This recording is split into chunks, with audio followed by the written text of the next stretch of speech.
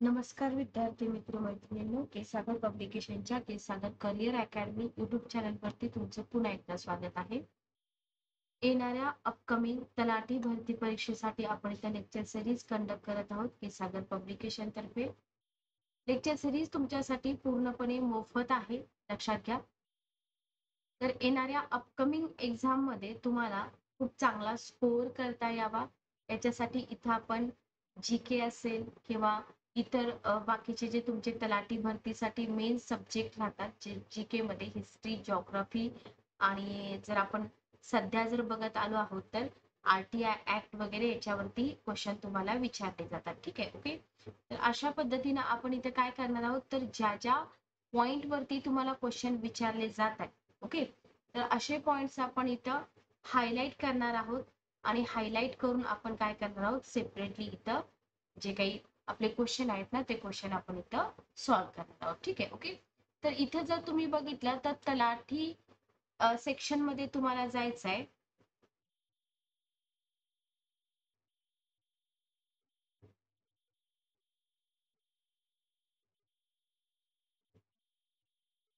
तर तलाठी सेक्शन मध्ये गेल्यानंतर तुम्हाला भरपूर अशी पुस्तकं इथं दिसतील, ज्याच्यामध्ये पहिलं पुस्तक आहे बुद्धिमापन चाचणी समग्र मार्गदर्शक, गट ब, गट क, तलाठी भरती मुख्य परीक्षा. ठीक आहे, ओके. चला बघा, तर हे जे पुस्तक आहे हे पुस्तक तुम्हाला इथं कॉन्स्टेबल, तलाठी भरती, आरोग्य सेवक, त्याच्यानंतर आदिवासी विभाग असेल, समाज कल्याण विभाग असेल, ठीक आहे, अशा सगळ्या सरळ सेवा परीक्षांसाठी हे पुस्तक तुम्हाला इथे उपयोगी पडणार आहे. 18 प्रश्नपत्रिका विश्लेषणात्मक स्पष्टीकरणासहित तुम्हाला इथं दिलेले आहेत. त्याच्यानंतर तलाठी भरती 36 प्रश्नपत्रिका, 3600 म्हणजे 3500 थेट प्रश्न आहेत आणि इथून तुम्हाला या 3500 थेट प्रश्नातून तुमची इथं 20,000 वस्तुनिष्ठ प्रश्नांची तयारी होणार आहे. ठीक आहे, ओके, क्लिअर. आणि आता जे नवीन पुस्तक आपण बघतोय बघा, जीके साठी पण सेपरेट पुस्तकं इथं आहेत, अत्यावश्यक अंकगणितासाठी आहेत. ओके, आपण जे पुस्तक बघतोय, ज्या पुस्तकातून आपण लेक्चर घेत आहोत, ते पुस्तक म्हणजे संपूर्ण तलाठी 90% प्रश्नांचा आधार संदर्भ बुद्धिमापन चाचणी अंकगणित मराठी इंग्रजी आणि सामान्य ज्ञान. ओके, ग्राम महसूल अधिकारी भरती परीक्षा. तर इथं तुम्हाला 2023 मधील 5 निवडक आणि संस्कृत प्रश्नपत्रिका उत्तरांसहित दिलेले आहेत. या प्रश्नपत्रिकांवरती आपण काही सेशन कंडक्ट केले होते, काही जीकेचे सेशन्स आपण इथं देत आहोत. तर असंच या पुस्तकातून आपण जनरल स्टडीज साठी तुम्हाला काही क्वेश्चन घेणार आहोत, जे क्वेश्चन तुमच्या येणाऱ्या एक्झाम साठी अतिशय महत्वपूर्ण ठरतील. ठीक आहे, ओके. चला, त्या लेक्चर मधला पहिला क्वेश्चन, 20 क्वेश्चन आपण हिस्ट्रीचे घेणार आहोत, 20 क्वेश्चन आपण जिओग्राफीचे. फर्स्ट क्वेश्चन तुमच्या समोर आहे. क्वेश्चन तुम्हाला विचारलाय की खालीलपैकी कोणत्या चार्टर कायद्याने भारतातील ईस्ट इंडिया कंपनीची व्यावसायिक मक्तेदारी संपुष्टात आणली? बघा, प्राचीन भारत, मध्ययुगीन भारत आणि आधुनिक भारताचा इतिहास सगळ्यांवरती तुम्हाला क्वेश्चन विचारले जातात. त्यातल्या त्यात आधुनिक भारताच्या इतिहासावरती जास्त विचारले जातात. 1793 चा सनदी कायदा, 1813 चा सनदी कायदा, 1833 चा सनदी कायदा आणि 1853 चा सनदी कायदा. तर हे जे सनदी कायदे आहेत ना, या सनदी कायद्यावरती क्वेश्चन थोडेसे कॉम्प्लिकेटेड का वाटतात? हे जे 8 कायदे आहेत ना, म्हणजे सनदी कायदे 4 आणि त्याच्यानंतर क्राऊनच्या अंतर्गतले 4 कायदे, तर याच्यामध्ये बऱ्याचशा तरतुदी झालेल्या आहेत, त्याच्यामुळे हे आपल्याला थोडंसं कन्फ्युजिंग होतं. Okay, clear. चला, तर इथं जर आपण बघितलं तर इथं उत्तर आहे 1813 चा सनदी कायदा. बघा, हा जो 1813 चा सनदी कायदा आहे ना, 1813 चा चार्टर ऍक्ट हा युनायटेड किंगडमच्या संसदेचा एक कायदा होता, ज्याने ब्रिटिश ईस्ट इंडिया कंपनीला जारी केलेल्या सनदेचे नूतनीकरण केलं आणि भारतामध्ये कंपनीचं राज्य चालू ठेवलं. ठीक आहे, ओके. तर हे आपल्याला माहित पाहिजे की काय झालं या चार्टर ऍक्टने किंवा सनदी कायद्याने. तरी सुद्धा चहाचा व्यापार आणि चीन सोबतचा व्यापार वगळता इथं काय झालं, कंपनीची व्यावसायिक मक्तेदारी संपुष्टात आली. तर हे इम्पॉर्टंट आहे की कंपनीची व्यावसायिक मक्तेदारी कोणत्या कायद्याने संपुष्टात आली हे तुम्हाला इथून माहित पाहिजे. आणि भारतातील ब्रिटिश सत्तेच्या वाढीचे प्रतिबिंब याच्यातून उमटलेले आपल्याला इथं दिसून येते. ठीक आहे. ओके. 1813चा चार्टर ऍक्ट किंवा 1813चा सनदी कायदा. तर इथं तुम्हाला उत्तर आहे बी ऑप्शन, 1813चा सनदी कायदा. असंच तुम्हाला 1793चा, 1833चा आणि 1853चा पण सनदी कायदा इथे लक्षात ठेवायचा आहे. नेक्स्ट क्वेश्चन बघा. नेक्स्ट क्वेश्चन आहे प्लासीच्या लढाईतील, प्लासीची लढाई, बक्सारची लढाई, पानिपतची लढाई, इंग्रज मराठा युद्ध, कर्नाटक युद्ध याच्यावरती क्वेश्चन विचारले जातात सरळ सेवा भरतीमध्ये. तर क्वेश्चन विचारलाय प्लासीच्या लढाईतील एक पक्षांतर करणारा फतेहचंद याला जगत सेठ ही पदवी कोणी दिली? बघा, प्लासीच्या लढाईतील एक पक्षांतर करणारा फतेहचंद याला जगत शेठ ही पदवी कोणी दिली? अली वर्दी खाननं दिली, सिराज उद्दौलानं दिली, मीर जाफरनं दिली का मोहम्मद शहानं दिली? Okay? तर अली वर्दी खान, सिराज उद्दौला, मीर जाफर हे सगळे पर्सन इथं महत्वाचे आहे, त्यांच्यावरती क्वेश्चन विचारतात. पण याचं उत्तर आहे डी ऑप्शन, मोहम्मद शाह. तर माणिकचंद याचा दत्तक मुलगा होता फतेहचंद. याला सम्राट फर्रुख सियर कडून सेठ ही पदवी मिळाली. तथापि नंतर मोहम्मद शाह यांनी काय केलं, त्याची पदवी जगत सेठ अशी वाढवली आणि जगत सेठ ही पदवी म्हणजे जगाचा बँकर अशी भाषांतरित होते. त्या काळामध्ये त्यांची म्हणजे त्या सम्राट फतेहचंदची जी परिस्थिती होती ना, ती उत्तम स्थिती आणि समृद्धी दर्शवते. त्याला जी ही जगत सेठ ही पदवी दिलेली आहे त्याच्यावर. ठीक आहे. Okay, clear. नेक्स्ट बघा, 1919 मध्ये झालेल्या अखिल भारतीय खिलाफत परिषदेचे ठिकाण खालीलपैकी कोणते होते? बघा, 1919 मध्ये झालेल्या अखिल भारतीय खिलाफत परिषदेचे ठिकाण कोणते होते? पहिला ऑप्शन आहे लखनौ, दुसरा आहे दिल्ली, तिसरा आहे अलीगड, चौथा आहे पोरबंदर. ओके, लखनौ, दिल्ली, अलीगड आणि पोरबंदर.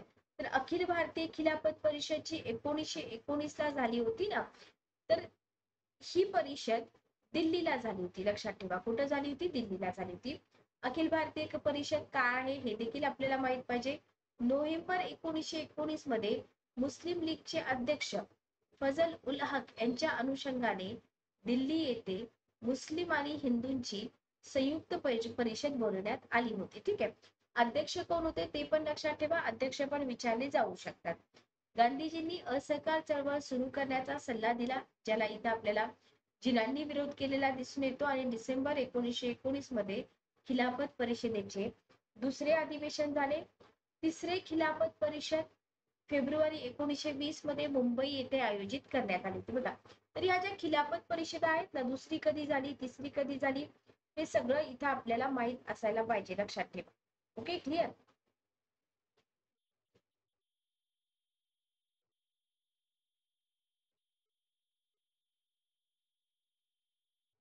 तर हा क्वेश्चन होता खिलाफत परिषदेवरती.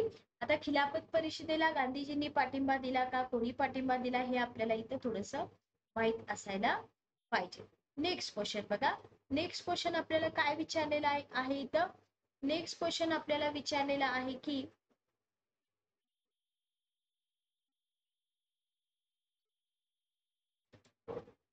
1946च्या निवडणुकीनंतर, लक्षात घ्या, 1946च्या निवडणुकीनंतर मुस्लिम लीगने कोणत्या प्रांतामध्ये त्यांचे पहिले सरकार स्थापन केले? ठीक आहे. 1946 नंतरची जी निवडणूक झाली होती, या निवडणुकीनंतर मुस्लिम लीगने कोणत्या प्रांतात त्यांचे पहिले सरकार स्थापन केले होते? बंगाल, मद्रास, मुंबई आणि संयुक्त प्रांत.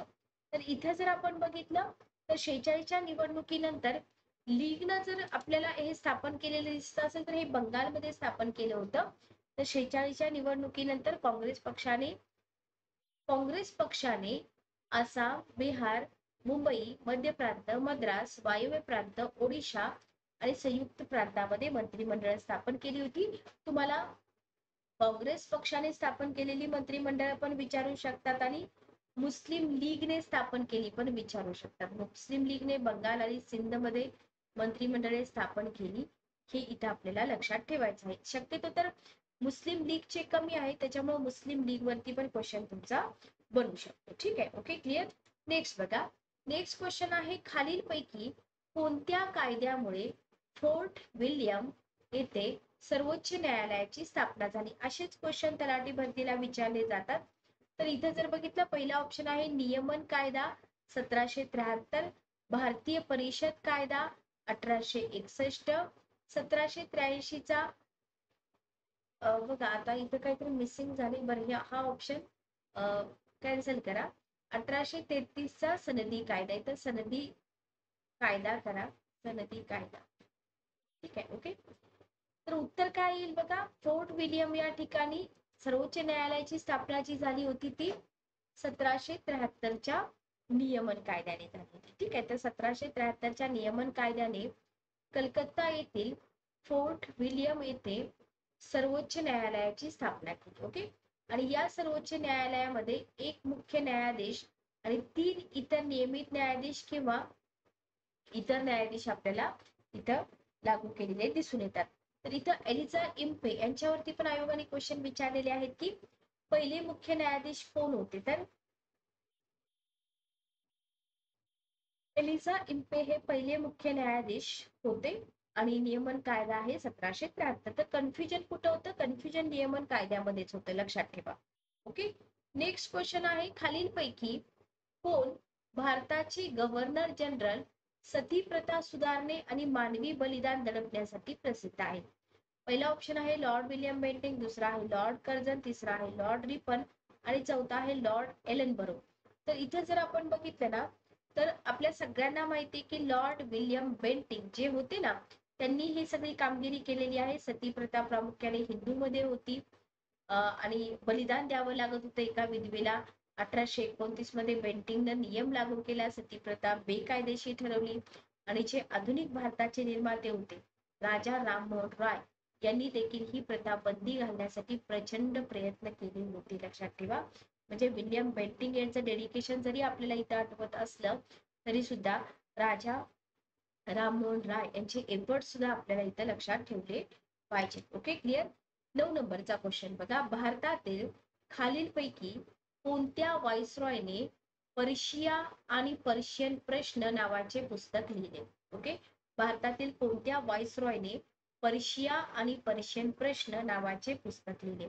पहिला ऑप्शन आहे लॉर्ड एल्गिन, दुसरा आहे लॉर्ड कर्झन, तिसरा आहे लॉर्ड मिंटो आणि चौथा आहे लॉर्ड आयर्विन. तर इथं जर आपण बघितलं तर जे लॉर्ड कर्झन होते ना, उत्तर आहे लॉर्ड कर्झन. तर लॉर्ड कर्झन यांनी पर्शिया आणि पर्शियन प्रश्न हे पुस्तक लिहिले. हे पुस्तक 1892 मध्ये प्रकाशित झाले. 1889 मध्ये त्यांनी पर्शियामध्ये अनेक महिने घालवले. नंतर 1899 ते 1905 पर्यंत भारताचे ते व्हाईसरॉय झाले आणि या पुस्तकात सरकार, सम्राट आणि सैन्यासह पर्शियन संस्थांचा आढावा देण्यात आलेला आहे. आता या पुस्तकामध्ये काय दिले ते तुम्हाला विचारणार नाहीये, पण लॉर्ड कर्झनने इथं कोणतं पुस्तक लिहिलं किंवा हे पुस्तक कोणत्या व्हाईसरॉयनं, गव्हर्नर जनरलनं लिहिलं, असा क्वेश्चन तुम्हाला विचारला जाऊ शकतो. ठीक आहे, ओके, क्लिअर. नेक्स्ट बघा, कोणत्या व्हाईसरॉयच्या कारकिर्दीत राणी व्हिक्टोरियाने कैसर ए हिंद म्हणून घोषित केले गेले? ठीक आहे, कोणत्या व्हाईसरॉयच्या कारकिर्दीमध्ये राणी व्हिक्टोरिया कैसर ए हिंद म्हणून घोषित केले गेले? पहिला ऑप्शन आहे लॉर्ड मेयो, दुसरा आहे लॉर्ड नॉर्थब्रुक, तिसरा आहे लॉर्ड लिटन, चौथा आहे लॉर्ड रिपन. उत्तर काय येईल बघा, Lord Mayo, Lord Northbrook, Lord Lytton आणि लॉर्ड रिपन. ओके, उत्तर आहे लॉर्ड नॉर्थब्रुक.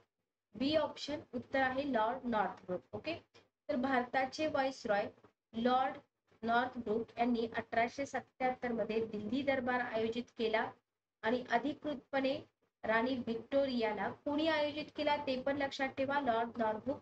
कधी आयोजित केला? दिल्ली दरबार कशासाठी आयोजित केला होता? कसाही क्वेश्चन तुम्हाला इथं विचारला जाऊ शकतो.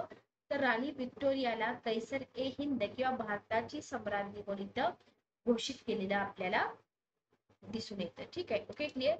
त्याच्यानंतर 12 नंबरचा क्वेश्चन आहे हुक्का चळवळीशी रिलेटेड. क्रांतिकारी चळवळी, शेतकरी चळवळी अशा चळवळीवरती क्वेश्चन येतात. हुक्का चळवळीशी खालीलपैकी कोणते व्यक्तिमत्व संबंधित होते? ठीक आहे, ओके. तर राम सिंग, बालक सिंग, जवाहरमल आणि बरीन सलमान. तर ही जी हुक्का चळवळ होती ती कधी झाली होती तेही तुम्हाला विचारलं जाऊ शकतं. तर हुक्का चळवळीशी संबंधित जर आपण बघितलं तर इथं उत्तर आहे वरील सर्व. ठीक आहे. तर ब्रिटिश राजवट उलथवून टाकण्यासाठी आणि पंजाबवरील शीख सार्वभौमत्व पुनर्संचयित करण्यासाठी. कशासाठी या चळवळीची स्थापना झाली होती? जी ब्रिटिश राजवट होती ती उलथवून टाकणे, पंजाबवरील शिखांचं जे सार्वभौमत्व आहे ते पुनर्संचयित करण्यासाठी भगत जवाहरलाल सियाल साहेब यांनी हुक्का चळवळीची स्थापना केली होती. तर स्थापना कोणी केली हेही विचारलं जाऊ शकतं. नंतर त्यांचे शिष्य बालक सिंग आणि राम सिंग यांनी ही जी चळवळ आहे ही चळवळ पुढे नेली, परंतु 1885 मध्ये बाबा रामसिंग यांच्या निधनानंतर हुक्का चळवळ काय झालं, हळूहळू कमी झाली. ठीक आहे. तर या ज्या गोष्टी आहेत या गोष्टी आपण इथं व्यवस्थित क्लिअर केल्या पाहिजे. नेक्स्ट क्वेश्चन बघा. क्वेश्चन तुम्हाला विचारलाय उस्मानिया विद्यापीठाबद्दल. उस्मानिया विद्यापीठाची स्थापना स्थानिक शासक किंवा निजाम यांनी कोणत्या भारतीय शहरामध्ये केली? क्वेश्चन आहे उस्मानिया विद्यापीठाची स्थापना स्थानिक शासक किंवा निजाम यांनी कोणत्या भारतीय शहरामध्ये केली? अहमदाबाद, औरंगाबाद, हैदराबाद, अलाहाबाद. ओके. तर उस्मानिया विद्यापीठ जे होतं या उस्मानिया विद्यापीठाची स्थापना झालेली आहे हैदराबाद मध्ये. ठीक आहे.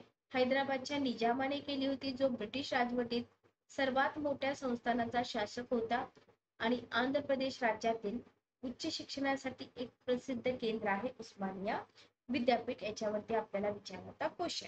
ठीक आहे. ओके. नेक्स्ट क्वेश्चन बघा. खालीलपैकी कोणते हिंदू आणि मुस्लिमांचे एका समान कारणासाठी एकत्रीकरण दर्शवते? ठीक आहे. अशी कोणती चळवळ होती की जिथे हिंदू मुस्लिम एकत्रीकरण तुम्हाला दिसलं? पहिला ऑप्शन आहे खिलाफत चळवळ, दुसरा आहे भारत छोडो चळवळ, तिसरा आहे सविनय कायदेभंग आणि चौथा आहे वरीलपैकी नाही. पाठीमागे आपण खिलाफत चळवळीवरती क्वेश्चन बघितला होता. तर खिलाफत चळवळ बघा, खिलाफत चळवळीला भारतीय मुस्लिम चळवळ म्हणून सुद्धा ओळखलं जातं. पॉइंट लक्षात ठेवा.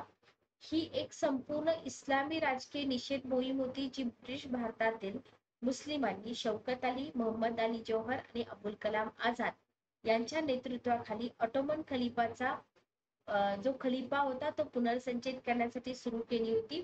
तर इथे शौकत अली, मोहम्मद अली आणि अबुल कलाम यांची नावं लक्षात ठेवा. जेव्हा गांधींना भारतात व्यापक आधारित चळवळ सुरू करायची आवश्यकता वाटली तेव्हा त्यांना खात्री होती की जर हिंदू मुस्लिमांना एकत्र आणलं तरच चळवळ आयोजित होईल, अदरवाईज होणार नाही. आणि मग इथं गांधीजींनी काय केलं, हा जो खिलाफतचा मुद्दा होता हा खिलाफतचा मुद्दा त्यांनी इथं हाती घेतलेला आपल्याला दिसून येतो. तर खिलाफत चळवळ ही एक अशी होती जिथे हिंदू आणि मुस्लिम दोघं एकत्रित होते. 17 नंबरचा क्वेश्चन बघा. भारतीय राष्ट्रीय काँग्रेसच्या खालील सत्रांचा विचार करा. INC ज्याला आपण राष्ट्रीय काँग्रेस म्हणतो त्याचे अध्यक्ष तुम्हाला विचारले जाऊ शकतात. त्याचे ठिकाणं तुम्हाला विचारले जाऊ शकतात. प्रमुख जे काही तिथं डिसिजन झालेले आहेत तेही विचारले जाऊ शकतात. ठीक आहे. ओके. तर बघा, मुस्लिम लीग आणि भारतीय राष्ट्रीय काँग्रेसची संयुक्त बैठक झाली. भारतीय राष्ट्रीय काँग्रेस 2 गटात विभागली गेली. पूर्ण स्वातंत्र्याचा ठराव मंजूर झाला, असहकारचा ठराव मंजूर झाला. ठीक आहे. ओके. योग्य कालानुक्रमानुसार लावायचे की कधी काय घडलं. आता हिस्ट्रीमध्ये हेच महत्वाचं असतं, लक्षात घ्या. तर इथे जर आपण बघितलं तर बी ऑप्शन आपला उत्तर बरोबर आहे की आधी काय झालं, राष्ट्रीय काँग्रेस 2 गटात विभागली, त्याच्यानंतर लीग आणि INC ची संयुक्त बैठक झाली, त्याच्यानंतर असहकाराचा ठराव मंजूर झाला आणि शेवटी पूर्ण स्वातंत्र्याचा ठराव मंजूर झाला. तर बघा, 1885 मध्ये ह्यूम यांनी काय स्थापन केलेली राष्ट्रीय काँग्रेस 1907 मध्ये विभागली. ठीक आहे. म्हणजे इथं जर आपण बघितलं तर याची डेट काय झाली, याची डेट झाली 1907. ठीक आहे. ओके. थोडस टेक्निकल प्रॉब्लेम आहे. 1907. ठीक आहे. नेक्स्ट बघा, लखनौ करार हा डिसेंबर 1916 मध्ये झाला. लखनौ येथे दोन्ही पक्षांच्या संयुक्त अधिवेशनात भारतीय राष्ट्रीय काँग्रेस आणि मुस्लिम लीग यांच्यात झालेला हा करार होता. ओके.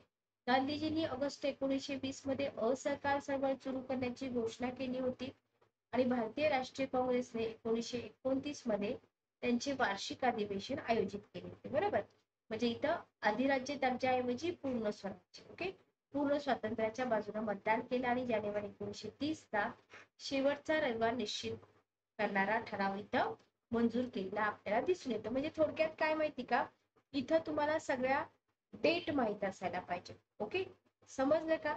हा, डेट महत्वाचे आहेत बघा.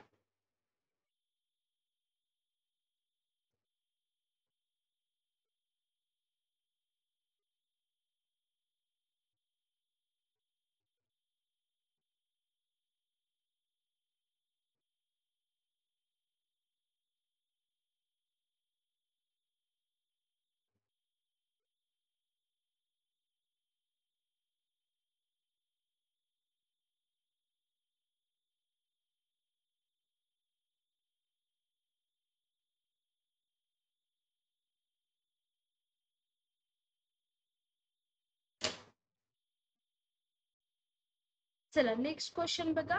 नेक्स्ट क्वेश्चन आपल्याला काय विचारलेला आहे इथं. नेक्स्ट क्वेश्चन विचारलाय की खालील घटनांचा योग्य क्रम कोणता आहे. ठीक आहे, पहिला आहे ऑगस्ट ऑफर, दुसरा आहे आयने खटला, तिसरा आहे भारत छोडो चळवळ आणि चौथा आहे रॉयल इंडियन नेव्हल रेटिंगचा विद्रोह. आता इथे बघा, इथे जर बघितलं ना, ऑगस्ट ऑफर आणि भारत छोडो चळवळ जी आहे ना, तर भारत छोडो चळवळ आणि ऑगस्ट ऑफर आपल्याला माहित असतं. बरोबर,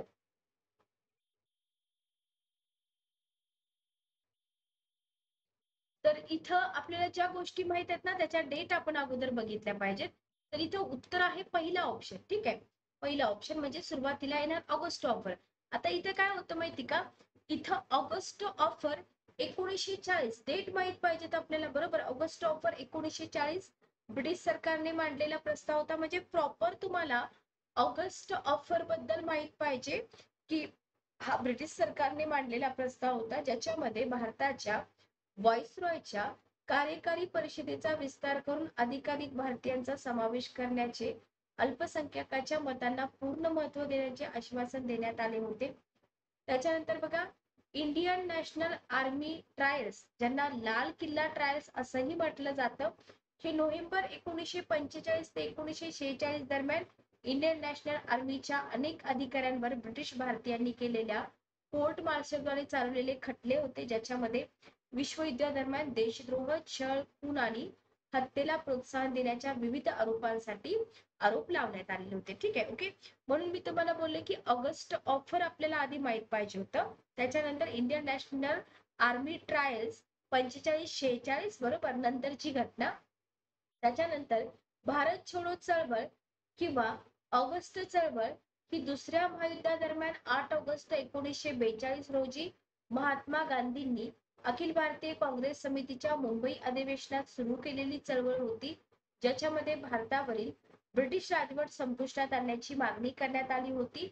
आणि चौथा आहे 18 फेब्रुवारी 1946 रॉयल इंडियन नेव्ही मध्ये सेवा देणाऱ्या रेटिंग्स म्हणून ओळखल्या जाणाऱ्या नॉन कमिशनर्ड ऑफिसर्स आणि खलाशांच्या एका गटाने ब्रिटिश अधिकाऱ्यांविरुद्ध बंड सुरू केलं. ठीक आहे, तर बघा 1940, 1945, 46, 1942 भारत छोडो आंदोलन. बरोबर, तर हे 1940 झालं, हे 1942 झालं, 1945, 46 लक्षात आलं. क्लिअर. तर या डेट जर आपण बघितल्या आणि हे फायनली 1946, तर ह्या डेट माहित असतील तर आपण काय करू शकतो, या घटनांचा क्रम लावू शकतो. अदरवाईज आपण या घटनांचा क्रम लावू शकतो का, नाही लावू शकत. ठीक आहे, ओके, क्लिअर. चला नेक्स्ट बघा. नेक्स्ट क्वेश्चन, खालील विधाने विचारात घ्या. शिमला परिषद झाली तेव्हा लॉर्ड माउंटबॅटन व्हाईसरॉय होते. आता इथे शिमला परिषद कधी झाली आपल्याला माहित पाहिजे. जे कोण व्हाईसरॉय गव्हर्नर जनरल होऊन गेले ते कधी होऊन गेले तेही आपल्याला माहित पाहिजे. 1946 मध्ये भारतीय नौदल उठाव झाला, जेव्हा मुंबई आणि कराची येथील रॉयल इंडियन नेव्ही मधील भारतीय खलाशांनी सरकार विरुद्ध बंड केले. कोणते विधान बरोबर आहे असं तुम्हाला विचारले. फक्त एक, फक्त दोन, दोन्ही एक आणि दोन, दोन्ही एक आणि दोन नाही. ओके, तुम्हाला इथं विचारलंय की काय बरोबर आहे, तर इथे जर आपण बघितलं तर फक्त दुसरं विधान बरोबर आहे. आता पहिलं विधान का चुकीचं आहे तर लक्षात घ्या, जेव्हा शिमला परिषद कधी झाली होती? जून 1945 ला. हेही तुम्हाला विचारलं जाऊ शकतं की शिमला परिषद कधी झाली. तर लक्षात घ्या, शिमला परिषद जून 1945 ला झाली. ठीक आहे. तर लॉर्ड वेवेल व्हॉइसरॉय असल्याने विधान पहिलं चुकीचं आहे. दुसरं विधान काय होतं बघा? दुसरं विधान होतं 1946 मध्ये भारतीय नौदल उट्टल झाला जेव्हा मुंबई आणि कराची येथील रॉयल इंडियन नेव्ही मधील खलाशांनी सरकार विरुद्ध बंड केलं. ठीक आहे. तर शिमला परिषद जेव्हा झाली तेव्हा कोण होतं? वेवेल हे व्हॉइसरॉय होते. 1867-1868 मध्ये भारतातील दरडोई उत्पन्न 20 रुपये होते. हे खालीलपैकी कोणत्या व्यक्तीने प्रथमच निश्चित केलं? बघा, 1867-68 मध्ये जे 20 रुपये दरडोई उत्पन्न होतं ना, हे कोणी इथं निश्चित केलं असा क्वेश्चन तुम्हाला विचारला. M G. Ranade, sir W Hunter, R C. Dutta, Dadabhai Naoroji. तर लक्षात घ्या, दादाभाई नौरोजी जे होते ना, आता आपण अर्थशास्त्रामध्ये पण यांच्याबद्दल वाचतो राष्ट्रीय उत्पन्न टॉपिक मध्ये. तर ब्रिटिश राजवटीच्या काळामध्ये जर आपण बघितलं तर राष्ट्रीय उत्पन्नाबाबतच्या अधिकृत अंदाजावरती दादाभाई नौरोजी समाधानी नव्हते. बरोबर. मग त्या काळामध्ये एक मासिक होतं द इंडियन इकॉनॉमिस्ट. हे मासिक एकमेव मासिक होतं. दादाभाई नौरोजींनी देशाच्या समृद्धीबद्दलची अपुरी माहिती आणि दिशाभूल करणारी माहिती मानत होते. या मासिकामध्ये जी माहिती येत होती. ठीक आहे. मग अधिकृत आकडेवारीच्या आधारे त्यांनी 1867 आणि 70 वर्षी दरडोई उत्पन्न फक्त 20 रुपये मोजलं. दुसरीकडे त्यांच्या गणनानुसार सामान्य मजुराच्या मूलभूत गरजा रुपये 34 होत्या. मग त्यांनी निष्कर्ष काय काढला की गुन्हेगाराला पुरवल्या जाणाऱ्या अन्न आणि कपड्यांसाठी चांगले हे लिमिट करा. ठीक आहे. तर इथे 34 रुपये होतं आणि हे जे 20 रुपये त्यांनी मोजलेलं होतं ते तुम्ही इथं व्यवस्थित लक्षात ठेवा. नेक्स्ट क्वेश्चन बघा, कोणत्या काँग्रेस अधिवेशनात कार्यकारिणीला सविनय कायदेभंगाचा कार्यक्रम सुरू करण्याचा अधिकार देण्यात आला? ओके. मुंबई अधिवेशन, लाहोर अधिवेशन, लखनौ अधिवेशन, त्रिपुरी अधिवेशन. INC ची जेवढी पण अधिवेशनं आहेत लक्षात घ्या, प्रत्येक अधिवेशनावरती क्वेश्चन बनवू शकतात आणि असं नाही की क्वेश्चन स्ट्रेट फॉरवर्ड असतील, कधी कधी कॉम्प्लिकेटेड पण असतात. तर लक्षात घ्या, लाहोर अधिवेशन जे होतं ना, या अधिवेशनामध्ये सविनय कायदेभंगाचा कार्यक्रम सुरू करण्याचा अधिकार देण्यात आला. ठीक आहे. तर 1929 अखिल भारतीय राष्ट्रीय काँग्रेस लाहोर अधिवेशन, इतर काँग्रेस कार्यकारिणी समितीला सविनय कायदेभंगाचा कार्यक्रम सुरू करण्यास अधिकृत करण्यात आले. काँग्रेस कार्यकारिणी समिती ही भारतीय राष्ट्रीय काँग्रेसची कार्यकारी समिती आहे. 1929 जे लाहोर अधिवेशन होतं ते 19 डिसेंबरला झालं होतं. काँग्रेसने पूर्ण स्वराज्याचा ठराव मंजूर केला, ज्याचा उद्देश ब्रिटिश राजवटीपासून पूर्ण स्वातंत्र्य होतं. ठीक आहे. तर काय होता याचा उद्देश लक्षात ठेवा. आणि हे ध्येय साध्य करण्यासाठी काँग्रेस कार्यकारिणी समितीला सविनय कायदेभंगाचा कार्यक्रम सुरू करण्यास अधिकृत करण्यात आले. काँग्रेस पक्षाने भारतीयांना 26 जानेवारी हा दिवस स्वातंत्र्य दिन म्हणून साजरा करण्याचं आवाहन केलं आणि डिसेंबर 1920 मध्ये काँग्रेसच्या नागपूर अधिवेशनात काँग्रेस कार्यकारिणी समितीची स्थापना करण्यात आली. ठीक आहे. तर तुम्हाला काँग्रेस कार्यकारिणी समितीची स्थापना विचारली जाऊ शकते, स्वातंत्र्य दिनाबद्दल विचारलं जाऊ शकतं. बरोबर. आणि जे अधिवेशन आहे हे अधिवेशन कधी झालं असाही क्वेश्चन तुम्हाला विचारला जाऊ शकतो. Okay, clear. त्याच्यानंतर बघा, पुढचा क्वेश्चन आहे, वास्को द गामाचा मृत्यू झाला तेव्हा कोणत्या भारतीय शहरामध्ये होता? तो कोणत्या भारतीय शहरामध्ये होता? पहिला ऑप्शन आहे मंगलोर, दुसरा आहे औरंगाबाद, तिसरा आहे पुणे, चौथा आहे कोची.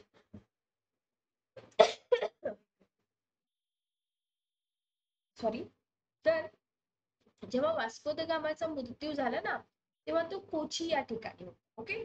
भारताच्या प्रवासासाठी स्मरणात राहणारा हा जो वास्को द गामा आहे, तर 1524 मध्ये कोची या ठिकाणी मलेरियामुळे त्याचं निधन झालं. सुरुवातीला कोची येथील सेंट फ्रान्सिस मध्ये दफन करण्यात आलं. बरोबर. भारतातील सर्वात जुनी युरोपियन कबर बनली. त्याचे अवशेष मात्र अखेर 1539 मध्ये पोर्तुगालला परत करण्यात आले, जे अजूनही पोर्तुगालमध्ये आहे. ओके, समजलं. चला नेक्स्ट बघा, खालील व्हॉइसरॉयना त्यांच्या नियुक्तीच्या कालक्रमानुसार लाभ. खालील व्हाईसरॉयना त्यांच्या नियुक्तीच्या कालक्रमानुसार लावा. डेट माहित पाहिजे. मी तुम्हाला पाठीमागं पण बोलले होते. लॉर्ड लॅन्सडाऊन, लॉर्ड एल्गिन दुसरा, लॉर्ड रिपन आणि लॉर्ड डफरीन हे सगळं तुम्हाला पुस्तकामध्ये आपल्या मिळून जाईल. तुम्ही पुस्तकातून हे कव्हर करू शकता. खाली दिलेल्या कोड मधून योग्य पर्याय निवडा. ओके. आता इथे जर आपल्याला बघितलं तर डेट माहित पाहिजे, म्हणजे यांचा कालानुक्रम माहित पाहिजे. तर तिसरा ऑप्शन जर इथं बघितलं आपण बी ऑप्शन, तर बघा पहिल्यांदा येतात लॉर्ड रिपन. डेट बघा, लॉर्ड रिपन 1880-84, लॉर्ड डफरीन 84-88, लॅन्सडाऊन 88-94 आणि एल्गिन 94-99. तर उत्तर काय आलं आपलं? उत्तर आलं दुसरा ऑप्शन. Okay, clear. त्याच्यानंतर बघा पुढचा क्वेश्चन आहे. नेक्स्ट क्वेश्चन बघा, हिंदुस्तान रिपब्लिकन असोसिएशन तलाठी भरती 2023 ला हिंदुस्तान रिपब्लिकन असोसिएशन आणि अजून कशावर तरी क्वेश्चन होता. तर HRA ची जी स्थापना आहे कोणत्या ठिकाणी झाली असा क्वेश्चन आहे. कानपूरला झाली. ओके, कानपूरला झाली, मद्रासला झाली, मुंबईला झाली का अलाहाबादला झाली? तर हिंदुस्तान रिपब्लिकन असोसिएशनची जी स्थापना आहे ना ती कुठं झालेली आहे? कानपूरला झालेली आहे. लक्षात ठेवा. तर 1924 मध्ये कानपूरमध्ये हिंदुस्तान रिपब्लिकन असोसिएशनची स्थापना झाली. ती सचिंद्रनाथ सड्याळ. आता कुठं झाली? कानपूरला झाली. कधी झाली? 24 ला झाली. कोणी केली? असे कितीतरी क्वेश्चन बनतात. लक्षात ठेवा. म्हणजे विद्यार्थ्यांना हे HRA आणि HSRA याच्यावरती कन्फ्युज करणारा एक क्वेश्चन विचारला होता तलाठी भरतीला. तर हिंदुस्तान सोशलिस्ट रिपब्लिकन असोसिएशन. तर नंतर तिची पुनर्बांधणी करण्यात आली आणि 28 मध्ये, म्हणजे ह्याची स्थापना आहे 1924 ची, याची स्थापना आहे 1928 ची. तर 1928 मध्ये तिला हिंदुस्तान सोशलिस्ट रिपब्लिकन असोसिएशन असं नाव देण्यात आलेलं आपल्याला दिसून येतं. 29 नंबरचा क्वेश्चन आहे, गांधीजींच्या वर्धा मूलभूत शिक्षण योजनेची खालील वर्धा मूलभूत शिक्षण योजनेची खालीलपैकी कोणती वैशिष्ट्ये बरोबर आहे? ओके, पहिला ऑप्शन आहे 6 ते 14 वयोगटातील मुलांसाठी मोफत आणि सक्तीचे शिक्षण. दुसरा ऑप्शन आहे शिक्षणाचं माध्यम म्हणून मातृभाषेवर लक्ष केंद्रित करणं. तिसरा ऑप्शन आहे शिक्षण देण्याची पारंपरिक पद्धत सोडून देणं. चौथा ऑप्शन आहे कोणतेही धार्मिक शिक्षण दिलं जाणार नाही. ओके, तर वर्धा मूलभूत शिक्षण योजना जी आहे ना ही बऱ्याच एक्झाम मध्ये विचारलेली आहे. उत्तर आहे डी ऑप्शन. तर लक्षात घ्या, इथं जर आपण बघितलं तर तुम्हाला सिंपल क्वेश्चन येऊ शकतो. वर्धा शिक्षण मूलभूत योजना जी आहे ना या योजनेची वैशिष्ट्य, तर 6 ते 14 वयोगटातील मुलांसाठी मोफत सक्तीचे शिक्षण, शिक्षणाचं माध्यम मातृभाषा, शिक्षण देण्याची पारंपरिक पद्धत सोडून देणं, कोणतंही धार्मिक शिक्षण दिलं जाणार नाही. 1 2 3 4. ओके, क्लिअर, समजलं.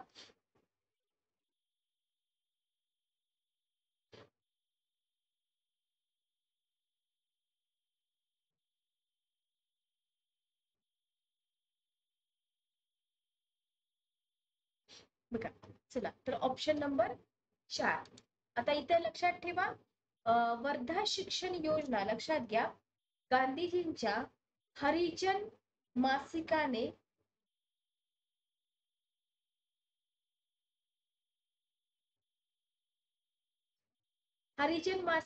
वर्धा येथील मूलभूत शिक्षण योजनेचे प्रकाशन सर्वप्रथम केलं.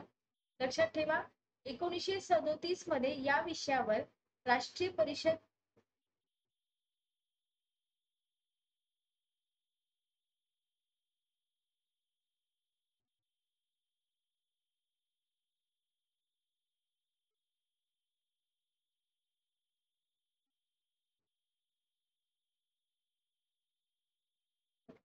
तर या विषयावर राष्ट्रीय परिषद भरवण्यात आली आणि परिषदेचे अध्यक्ष महात्मा गांधी होते. ठीक आहे.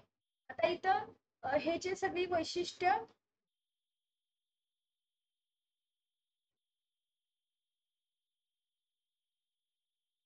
ही जी वैशिष्ट्य आहेत ना ही वैशिष्ट्य तुम्हाला काय करायचे आहेत व्यवस्थित लक्षात ठेवायचे. ठीक आहे. ओके, बघा नेक्स्ट क्वेश्चन बघा, भारतीय राष्ट्रीय काँग्रेसच्या लखनौ अधिवेशनाचे अध्यक्ष. इथं आपल्याला काय करायचंय, अध्यक्ष आणि जे अधिवेशन आहेत त्यांच्या जोड्या नावाचं पण क्वेश्चन बनू शकतो. सिंपल तुम्हाला अध्यक्ष पण विचारू शकतात. पहिला ऑप्शन आहे मोतीलाल नेहरू, दुसरा आहे अंबिकाचरण मुजुमदार, तिसरा आहे हकीम अजमल खान आणि चौथा आहे सय्यद हसन इमाम. तर इथे जर आपण बघितलं, लखनौ अधिवेशनाचे अध्यक्ष कोण होते? अंबिकाचरण मुजुमदार होते. 1916 अधिवेशन कुठं झालं होतं आणि या अधिवेशनामध्ये काय घडलं. ठीक आहे, एवढं तुम्हाला विचारलं जाऊ शकतं. ठीक आहे, चला नेक्स्ट क्वेश्चन बघा. नेक्स्ट क्वेश्चन येत आहे की अंदमान निकोबार बेटाच्या रेषेसह भारताच्या किनारपट्टीची लांबी किती आहे? ठीक आहे, ओके. मग आता इथं काय विचारलंय तुम्हाला? अंदमान निकोबार बेट आहे ना, त्याची सीमा पण तुम्हाला इन्क्लूड करायची. लक्षात घ्या, कधी कधी आपण ते न इन्क्लूड करता सांगतो, तर भारताच्या किनारपट्टीची लांबी विचारली.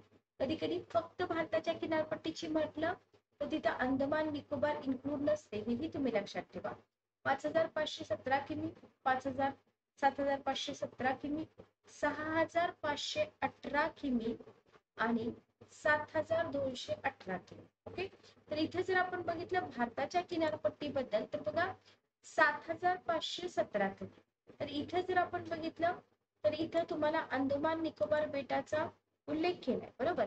तर भारताची एकूण भूसीमा जर तुम्ही बघितली तर 15200 किलोमीटर आहे. ओके, अंदमान आणि निकोबार लक्षद्वीप सह मुख्य भूमीच्या किनारपट्टीची एकूण लांबी 7516.6 म्हणजे 517 म्हणू शकता तुम्ही. Okay, clear. तर अशा पद्धतीचे काही परफेक्शन असलेले पॉइंट्स तुम्हाला इथं माहित असायला पाहिजे. Okay, clear. नेक्स्ट बघा, भारताच्या भूगोलाचे क्वेश्चन आहे ते. पुढचा क्वेश्चन आहे, खालीलपैकी तुम्हाला चुकीचं विधान जे आहे ना ते ओळखायचं. ओके, भारताची नदी प्रणाली, महाराष्ट्राची नदी प्रणाली दोन्हीवरती तुम्हाला क्वेश्चन विचारले जाऊ शकतात. सतलजचा उगम राक्कस सरोवरापासून होतो, जो मानस सरोवराशी जोडला जातो. ओके, रावीचा उगम म्हणजे रावी नदीचा उगम हिमालयातील रोहतांग खिंडीतून होतो. झेलमचा उगम काश्मीरच्या आग्नेय भागातून होतो. चिनाबचा उगम चंद्रा आणि बियास या दोन नद्यांच्या संगमापासून होतो. तर सतलज, रावी, झेलम, चिनाब, बियास या नद्यांवरती कायमच क्वेश्चन विचारलेले आहेत. लक्षात घ्या. इथे जर आपण बघितलं तर डी ऑप्शन चुकीचा आहे.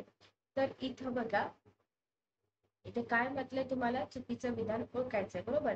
डी उत्तर. ओके, तर चिनाब नदी लक्षात घ्या. चिनाब नदी प्रत्यक्षात हिमाचल प्रदेशातील लाहुल येथील बारालाचा खिंडीच्या दोन्ही बाजूनी उगम पावणाऱ्या चंद्रा आणि भागा या नद्यांच्या संगमातून उगम पावते. ओके, हे तुम्हाला लक्षात ठेवायचंय. हिमाचल प्रदेशातील ही नदी चंद्रभागा, आपल्याकडे कसं पंढरपूरला चंद्रभागा आहे, तसं हिमाचल प्रदेशातील चंद्रभागा म्हणूनही ओळखली जाते आणि पीर पंजाल पर्वतरांगांना समांतर वाहते. किश्तवार जवळ तिच्या जवळ वाहते आणि अखनूर जवळ पंजाबच्या मैदानात येते. मला विचारलं जाऊ शकतं की पंजाबच्या मैदानामध्ये ती कुठे येते, बरोबर. आणि पुढं पाकिस्तानमध्ये. आता झेलम, रावी आणि सतलज या नद्यांना चिनाब नदी भारतामध्ये मिळत नाही, लक्षात घ्या, पाकिस्तानमध्ये मिळते. ओके, तर हे पॉइंट सुद्धा आपल्या इथं क्लिअर असायला पाहिजे. नेक्स्ट क्वेश्चन आपण घेऊया. नेक्स्ट क्वेश्चन बघा, जारवा हे भारताच्या कोणत्या प्रमुख भागातील आदिवासी लोक आहेत? जसं आपण महाराष्ट्रातील आदिवासी करतो, तसंच आपल्याला भारतातील प्रमुख आदिवासी सुद्धा इथं करावे लागतात. आपण जसं भिल्ल, कोळी, वारली, कातकरी हे महाराष्ट्रातील आहेत, बरोबर. आसाम, केरळ, मेघालय, अंदमान आणि निकोबार बेटे. तर जारवा ही जी जात आहे ना, तर ही आपल्याला मिळते अंदमान आणि निकोबार बेटांवरती. तर हे जारवा किंवा जरावा हे तिथले स्थानिक लोक आहेत. प्रामुख्याने दक्षिण अंदमान आणि मध्य अंदमान बेटांच्या पश्चिम भागामध्ये हे लोक आढळतात. तुलनेनं लहान जमात आहे. लोकसंख्या अंदाजे 250 ते 400 आहे. लक्षात घ्या किती कमी आहे बघा. हे लोक भटक्या जीवनशैली जगतात. धनुष्यबाणासारख्या पारंपरिक पद्धतीने जंगली डुकरांची शिकार करतात. सरडे पण पाळतात, लक्षात घ्या. आपण किती घाबरतो सरड्यांना. त्यांच्या अन्नासाठी पूर्णपणे जंगल आणि समुद्रावरतीच अवलंबून आहेत. आणि हे अंदमान बेटांमधील 4 नेग्रिटो जमातींपैकी एक आहे, लक्षात घ्या. निकोबार बेटामध्ये तुम्हाला 2 मंगोलाईड जमाती दिसून येतील. तर हे तुम्हाला जारवा जमातीबद्दल हा क्वेश्चन इथं विचारलेला दिसून येतो. Okay, clear. नेक्स्ट बघा. बघा, तलाठी भरतीचं एक वैशिष्ट्य आहे की जीके म्हणून तुम्हाला काहीही विचारलं जाऊ शकतं, लक्षात घ्या. काहीही विचारलं जाऊ शकतं. तुम्हाला क्वेश्चन विचारलाय, गंगेचं जे मैदान आहे, या गंगेच्या मैदानाचं सर्वोत्तम वर्णन कसं करता येईल? भू संक्रमण, पेरिप्लेन, पेनिप्लेन आणि कास्ट मैदान. बघा, गंगा मैदानाचं सर्वोत्तम वर्णन कसं करता येईल? भूसंक्रमण, पेरिप्लेन, पेनिप्लेन आणि कास्ट मैदान. ठीक आहे. तर इथं जर आपण बघितलं तर भूसंक्रमण बघा, जिओ सिंक्लाइन म्हणजे प्रचंड उतार असतो. ओके, गंगा मैदानाचं वर्णन पूर्ण भूसंक्रमण सिंक्लाइन असं करता येईल. पेनिप्लेन म्हणजे दीर्घकाळ धूप होऊन निर्माण होणारा कमी अधिक प्रमाणातला सपाट पृष्ठभाग, बरोबर. पेरिप्लेन म्हणजे वाळवंटात शेजारच्या तळाच्या संयोगाने होणारे मैदानाचे प्रकार आहेत, लक्षात ठेवा. आणि कास्ट मैदान म्हणजे चुनखडीचं मैदान. Okay, clear. समजलं. तर इथं उत्तर काय येईल आपलं? जिओ सिंक्लाइन. ठीक आहे, भूसंक्रमण. नेक्स्ट बघा. नेक्स्ट क्वेश्चन आहे, आसाम मध्ये एकूण किती तेल शुद्धीकरण कारखाने आहेत? 2 आहेत, 3 आहेत, 4 आहेत का 7 आहेत? तर आसाम मध्ये जर आपण बघितलं तर आपल्याला माहिती की आसाम मध्ये टोटल इथं उत्तर आहे, सॉरी, सी ऑप्शन 4 आहे, बरोबर. खनिज संसाधनांनी समृद्ध असं स्टेट आहे. पेट्रोलियम किंवा कच्चे तेल हे सर्वात महत्वाचे आहे. खरं तर आसाम हे भारतीय पेट्रोलियम उद्योगाची जननी आहे. ओके, भारतामध्ये पेट्रोलियमचा शोध प्रथम आसाम मध्ये लागला. आशियातील पहिला तेल शुद्धीकरण कारखाना दिग्बोई इथं सुरू झाला. ऑइल आणि ONGC सारख्या भारतीय पेट्रोलियम कंपन्यांचा जन्म पण आसाम मधून झाला. आसाम मध्ये 4 तेल शुद्धीकरण कारखाने म्हणजे दिग्बोई रिफायनरी, गुवाहाटीमधील नुरमती, हे तुम्हाला विचारलं जाऊ शकतं जोड्यामध्ये. बोंगाईगाव जवळील धालीगाम रिफायनरी, गोलाघाट जिल्ह्यातील नुमालीगड रिफायनरी. ठीक आहे. Okay, clear. तर हे क्वेश्चन तुम्हाला इथं दिलेले आहेत. या क्वेश्चनचे आन्सर तुम्हाला इथं आले पाहिजे. जोड्यामध्ये जरी विचारलं, फॉर एक्झाम्पल, नुनमती रिफायनरी कुठं आहे? गुवाहाटीमध्ये आहे. कोणत्या स्टेट मध्ये आहे? अशा पद्धतीने. Okay, clear. नेक्स्ट बघा. खालीलपैकी कोणते बंदर भारताच्या पूर्व समुद्र किनाऱ्यावर आहे? कोचीन बंदर, कांडला बंदर, विझाग बंदर आणि मदुराई बंदर. ओके, तर इथं जर आपण बघितलं तर इथं विझाग बंदर जे आहे ना, सी ऑप्शन. विशाखापट्टणम बंदर भारतातील 13 प्रमुख बंदरांपैकी एक आहे. आंध्र प्रदेशातील एकमेव प्रमुख बंदर आहे, लक्षात घ्या. आणि माल वाहतुकीच्या बाबतीत भारतातलं सर्वात मोठं बंदर आहे. भारतामध्ये जेवढी काही बंदर आहेत, मोठी बंदर, त्यातल्या त्यात आपल्याला इथं विचारली जाऊ शकतात. हे भारताच्या पूर्व किनाऱ्यावर स्थित आहे आणि चेन्नई आणि कोलकाता बंदराच्या मध्यभागी आहे. अशाच पद्धतीने तुम्हाला कोचीन, कांडला, मदुराई या सगळ्या बंदरांबद्दल क्वेश्चन विचारले जाऊ शकतात. ठीक आहे. ओके, भारतातील कोणते शहर त्याच्या अद्भुत समुद्र किनाऱ्यांसाठी ओळखले जाते? बंगळुरू, गोवा, मुंबई आणि सुरत. आपल्याला माहिती, व्हॅकेशन साठी लोक जातात गोवा, बरोबर. पूर्वी पोर्तुगीज वसाहत असलेले गोवा हे सूर्यस्नानाचं स्वर्ग आहे. वॅगाटोर, मिरामार, कॅलागुंड यांसारखे प्रसिद्ध समुद्र किनारे सुंदर चर्चेसह पर्यटकांसाठी हे उत्तम स्वर्गासारखं डेस्टिनेशन आहे. ओके, नेक्स्ट क्वेश्चन बघा. भारतातील सर्वात मोठा किनारी प्रदेश कोणत्या राज्याचा आहे? Very very important. सर्वात मोठा किनारी प्रदेश कोणत्या राज्याचा आहे? पहिला ऑप्शन आहे केरळ, दुसरा ऑप्शन आहे गुजरात, तिसरा आहे कर्नाटक, चौथा आहे आंध्र प्रदेश. आपल्याला कोस्टल जी लेंथ आहे ना ती माहित पाहिजे. तर गुजरात बघा, सगळ्यात मोठा किनारा गुजरात मध्ये आहे, 1214 किलोमीटर. गुजरात नंतर क्रमांक लागतो आंध्र प्रदेशचा, सर्वात मोठा 973 किलोमीटर. ठीक आहे. Okay, clear. तिसरा आणि चौथा पण सांगा मला इथं. भारताच्या पूर्व आणि पश्चिम बिंदू मधील रेखांशाचा फरक कोणता आहे? अक्षांश, रेखांश, लोकसंख्या, बरंच काही तुम्हाला विचारला जातो. तर पूर्व आणि पश्चिम बिंदू मधला फरक विचारलाय 10, 30, 50. तर इथे जर बघितलं आपण तर उत्तर आहे 30. बरोबर. ओके. तर इथं म्हणूनच अरुणाचल प्रदेशात सुरतपेक्षा 2 तास आधी सूर्योदय होतो. कारण का? रेखांशाचा फरक आहे. बरोबर. म्हणून इथलं ऑफिस टायमिंग चेंज करायच्या मध्ये न्यूज होत्या, तुम्ही ऐकल्या पण असतील. क्लिअर. चला, अक्षांश आणि रेखांश म्हणजे काय ते तुम्ही जिओग्राफी मध्ये वाचून घ्या पुस्तकात. उत्तरेकडून सुरू होऊन दक्षिणेकडे जाणाऱ्या टेकड्यांचा क्रम तुम्हाला विचारलाय.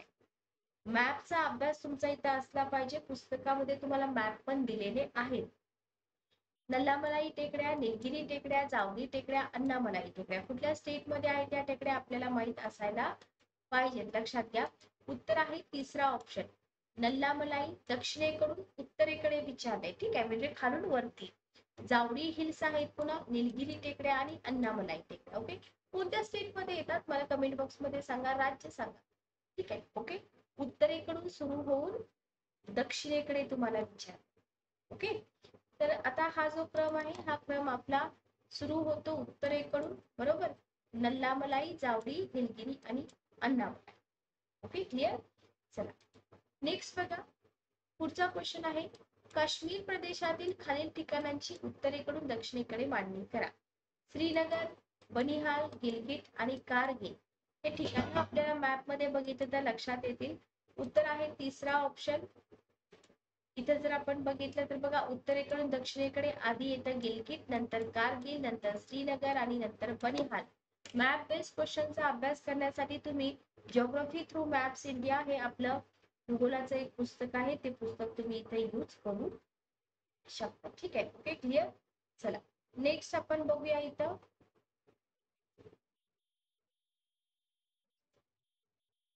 पुढचा क्वेश्चन आहे, हिमालयातील पीर पंजाल पर्वतरांगा कोणत्या पर्वतरांगाचा भाग आहे? भारतातील प्रमुख पर्वतरांगा, महाराष्ट्रातील प्रमुख पर्वतरांगा क्वेश्चन विचारले जातात. लक्षात घ्या. तर इथं जर आपण बघितलं तर शिवालिक हिमालय, कनिष्ठ हिमालय, मध्य हिमालय, पार हिमालय. उत्तर काय येईल बघा? उत्तर येईल जो कमी हिमालय आहे ते आहे पीर पंजाल पर्वतरांगाचा भाग. ठीक आहे. ओके. कमी हिमालयामध्ये हा पीर पंजाल पर्वतरांगा येतात. आता पीर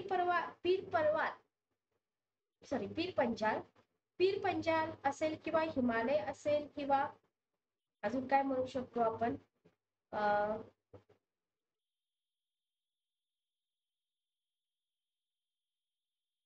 शिवालिक असतील. ठीक आहे. तर हे तुम्हाला विचारलं जाऊ शकतं. तर पीर पंजाल ही जी रेंज आहे ना, ही रेंज हिमाचल प्रदेश, जम्मू काश्मीर आणि पाक व्याप्त काश्मीर कोणत्या भागामध्ये पसरली आहे? ओके. हिमालयाची उंची धौलाधार पीर पंजाल पर्वतरांगाकडे वाढू लागते आणि पीर पंजाल ही खालच्या हिमालयाची सर्वोच्च रांग आहे. लक्षात. ओके. क्लिअर. अशा पद्धतीने आपल्याला क्वेश्चन विचारले जाऊ शकतात जे मॅप बेस असते.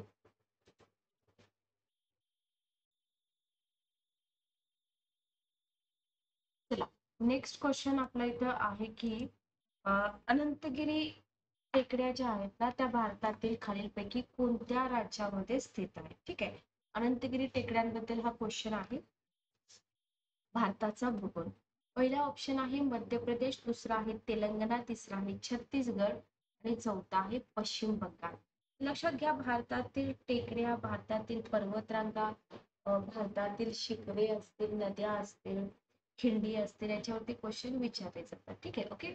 तर आपल्याला प्रत्येक स्टेट मध्ये असणारं जे वैशिष्ट्य आहे ते माहित पाहिजे. आता इथं जर आपण बघितलं तर अनंतगिरी टेकड्या ज्या आहेत ना ह्या तेलंगणामध्ये आहेत. बरोबर. ओके. तर हुसेन सागर आणि हिमायत सागर या टेकडीवरून वाहणारं पाणी.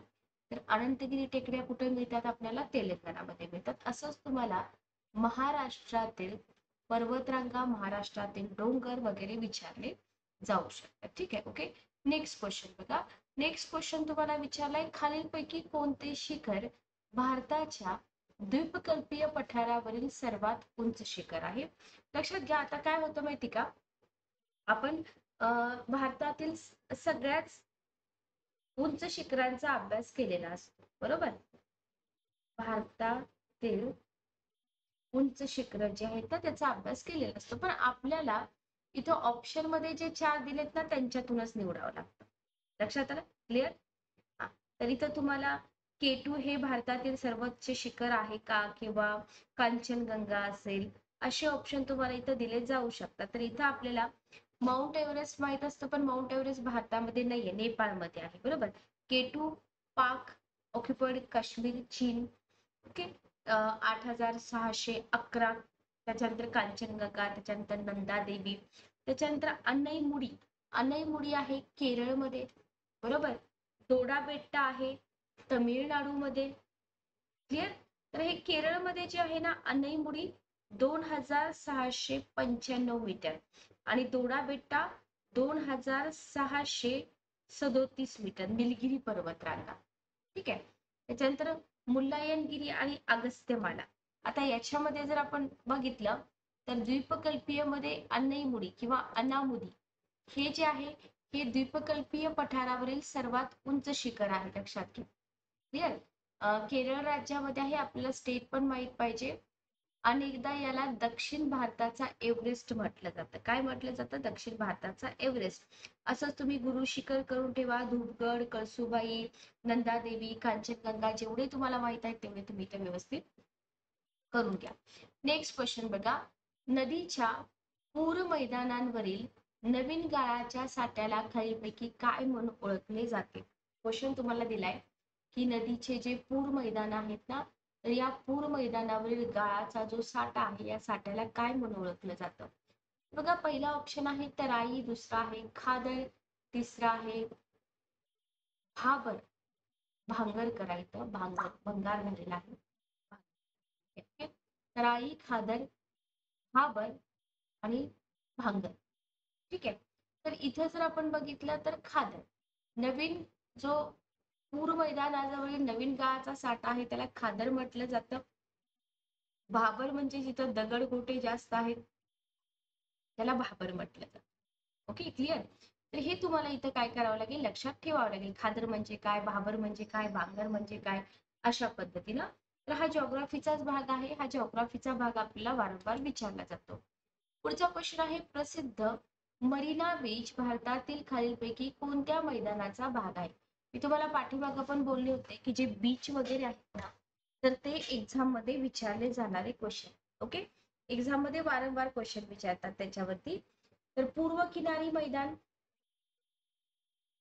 बघा, पूर्व किनारी मैदान आहे. त्याच्यानंतर पश्चिम किनारी मैदान, त्याच्यानंतर गुजरातचं मैदान आणि पंजाबचं मैदान. जर इथं आपण बघितलं तर मरीना बीच आपल्याला पूर्व किनारी मैदानावर मिळतं. बरोबर. पूर्व किनारी मैदानाचा एक भाग आहे तो चेन्नई, कोरोमंडल किनारा किंवा बंगालच्या उपसागराच्या तिथं स्थित आहे. हे आपल्याला इथं माहित असायला पाहिजे. Okay, clear.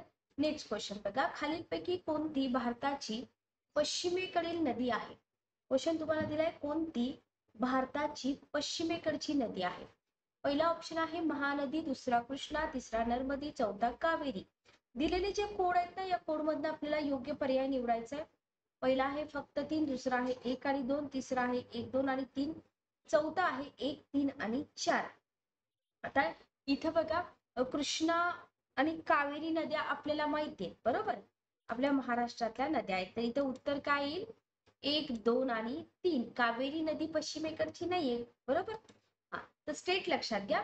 तर नर्मदा नदी दक्षिण भारत आणि उत्तर भारत यांच्यातील पारंपरिक सीमा निर्माण करते. ही नदी पश्चिमेकडे 1312 किलोमीटर पसरली आणि खंबाच्या आकारातून वाहते. ओके. आणि गुजरातमध्ये अरबी समुद्राला. आता अरबी समुद्र म्हणजे लोकेशन कुठलं झालं? पश्चिमेकडचं झालं. बरोबर. माही नदी आणि तापी नदीप्रमाणेच नर्मदा नदी सुद्धा काय करते? पूर्वेकडून पश्चिमेकडे वाहणारी नदी आहे. त्याच्यामुळे आपलं उत्तर काय आलं? फक्त 3. सो भारताचा रिव्हर मॅप जो आहे तो तुम्हाला माहित पाहिजे, महाराष्ट्राचा रिव्हर मॅप माहित पाहिजे आणि वाहणाऱ्या नद्यांची डायरेक्शन सुद्धा आपल्याला इथं माहित असायला हवी. आणि काय म्हणतात, उपनद्या सुद्धा तुम्हाला विचारल्या जाऊ शकतात. त्याच्यानंतर पुढचा क्वेश्चन आहे, लुनी नदी कोणत्या नदीत वाहते? खंबातचा आखात, सांबर सरोवर, अरबी समुद्र, कच्छचं रण. तर लुनी ही नदी आणि कुठल्या स्टेट मध्ये आहे ते आपल्याला माहित पाहिजे. कच्छचं रण. बरोबर. तर लुनी पश्चिम राजस्थान राज्यातील एक नदी आहे. तुम्ही काय करू शकता, जिओग्राफीच्या पुस्तकातून प्रत्येक स्टेट वाईज पण नद्या बघू शकता. जसं की आपल्या महाराष्ट्रातील नद्या, राजस्थानमधील, कर्नाटकमधील, तमिळनाडूमधील. तर तसं केलं तर तुम्हाला हे सोपं जाऊ शकतं. ती अजमेर जवळील अरावली पर्वतरांगेतील पुष्कर खोऱ्यामध्ये उगम पावते आणि गुजरातमधील कच्छच्या रणामध्ये संपते. तर उत्तर काय आहे? कच्छचं रण. Okay, clear. चल नेक्स्ट क्वेश्चन बघा. हिमालयाच्या सर्वात बाहेरील रांगेचं नाव काय आहे?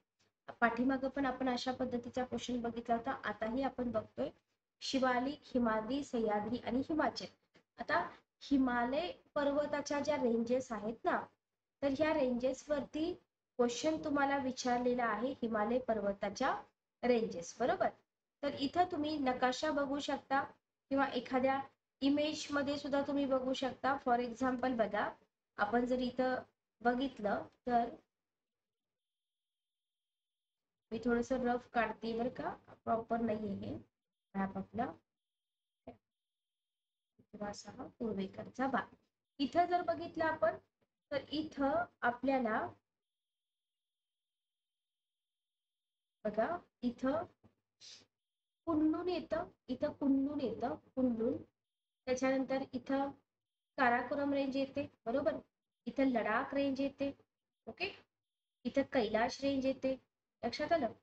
झास्कर रेंज आहे. हा, त्याच्यानंतर इथं जी खालच्या साईडला जी रेंज येते ना, ती आहे शिवालिक रेंज. कुठली आहे? शिवालिक रेंज, बरोबर. इथं कामेत शिखर, नंदादेवी, बारालाचा लाभ, त्याच्यानंतर बुर्ला मंदाता आहे. त्या लोकेशन तुम्हाला माहित पाहिजे. इथं मध्ये येतं माउंट एव्हरेस्ट. आपल्याला वाटतं इथं येतं, पण माउंट एव्हरेस्ट नेपाळमध्ये आहे, लक्षात घ्या. माउंट एव्हरेस्ट, त्याच्यानंतर मकालू आहे, कांचनजुंगा आहे, बुमला आहे. इथं तुम्हाला डाफना हिल्स मिळतात, इथं पतकाई बूम मिळतात, इथं नागा हिल्स मिळतात. तर हा जो मॅप आहे ना, हा रफ मॅप तुम्हाला इथं माहित असायला हवा, लक्षात घ्या. तर भारताचा मॅप खूप गरजेचा आहे.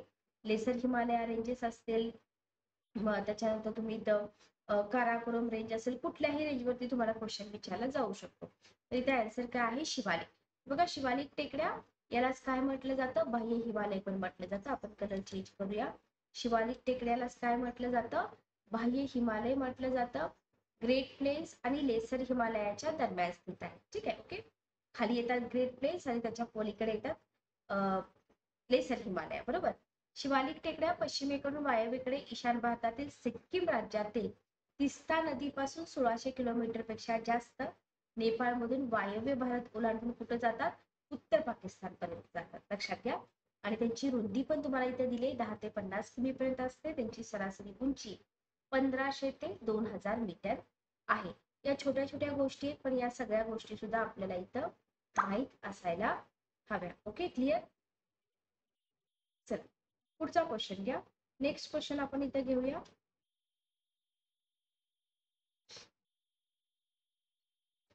नेक्स्ट क्वेश्चन आहे, जगातील सर्वात मोठे नदी बेट माजुली कुठे आहे? आसाम मध्ये आहे, नागालँड मध्ये आहे, उत्तर प्रदेश मध्ये आहे, अरुणाचल प्रदेश मध्ये आहे. बघा, जगातील सर्वात मोठं माजुली बेट, याच्यावरती बऱ्याच एक्झाम मध्ये क्वेश्चन आला होता. तर हे आहे आसाम मध्ये. कुठं आहे? आसाम मध्ये, ठीक आहे. ब्रह्मपुत्रा नदीतील आहे. तुम्हाला कोणत्या नदीतील आहे ते सुद्धा विचारलं जाऊ शकतं. जगातील सगळ्यात मोठं बेट आहे, ज्याचं एकूण क्षेत्रफळ 1250 चौरस किलोमीटर आहे, बरोबर. आणि आसाम मधलं सगळ्यात मोठं शहर गुवाहाटीच्या पूर्वेला स्थित आहे. क्लिअर. तर हे इथं तुम्हाला लक्षात ठेवायचं आहे. त्याच्यानंतर तुम्हाला एकच मिनिट थांबा, सॉरी.